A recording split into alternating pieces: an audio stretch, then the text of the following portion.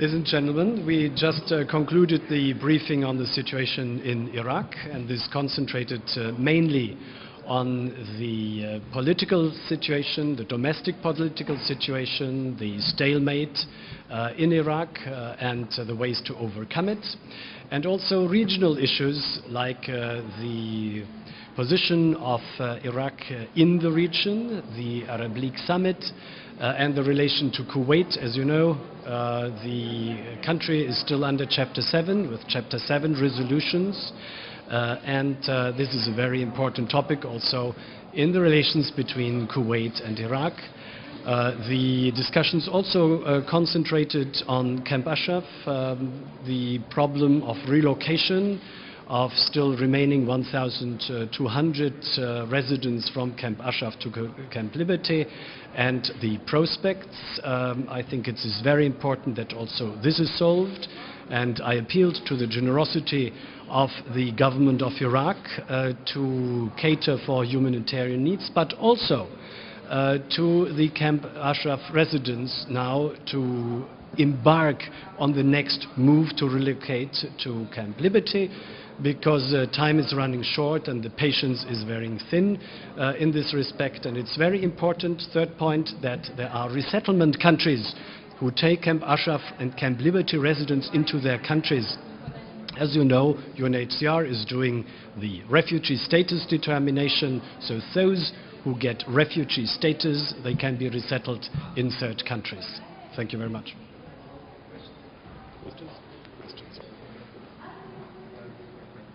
Sure. Okay. Sure. I think you're going to get asked more about Camp Liberty. So I wanted to ask you about the mission itself. I'd heard that there's a $30 million cut in UNAMI, and some of it involves security. Can you say just a little bit about what the origin of the cuts are and how you're doing it? And also a question has arisen about the use of private military contractors by UNAMI. There's some discussion of a company called STAR that trains staff on security awareness at $3,500 a head. Is that going to be one of the cuts? And what do you make of this criticism of the UN using private military contractors? Well, there are certainly budgetary constraints in 2013. There will be cuts. UNAMI is not the only special political missions. This concerns all the special political missions. What we try to do is that we keep our mandate and that we keep the personnel in substance and we reduce in operational areas more. So I do not see the danger that through these cuts the mandate of UNAMI is affected because we are saving at other areas. Not on security. Security only there where it is possible. We will keep the philosophy that the security of each and every of our colleagues is utmost priority, so we will not cut a dime when security is endangered. However, the security situation now in Iraq is better than it was in 2003. It is better than it was in 2006. So there might be also a reduced security posture, which might save some money, but this is not the primary intention. And as far as private security contractors are concerned, at this stage we do not employ private security contractors. Apart from a company for the dogs, for the canine, but we have our UNGUS, our guard unit. These are very brave Fijian soldiers who guarantee our security, and we will also have them in 2013. Thank you very much. I did have a question about the remaining residents of Camp Ashraf. I understand that there was a letter written by several countries kind of asking the U.S. and the Iraqi governments to make sure that the conditions are supportable for those people that don't feel that they're up to humanitarian standards for them to move. Do you have any response to that letter and to the assertions by the refugees that it's not a comfortable place for them to stay? Yes. Thank you for this question. We have a monitoring component under the Memorandum of Understanding. So in particular in Camp Liberty, we have a 24/7 hours United Nations monitoring.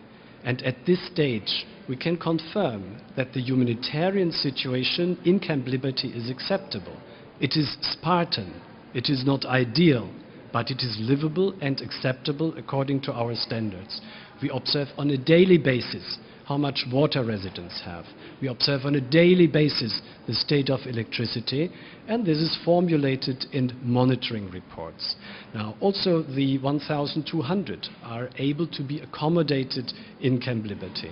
So, and I do appeal for the sake of humanity, for the sake of a non-violent, of a peaceful solution, to relocate the rest of the residents from Camp Ashraf to Camp Liberty and to cooperate here with the Iraqi authorities.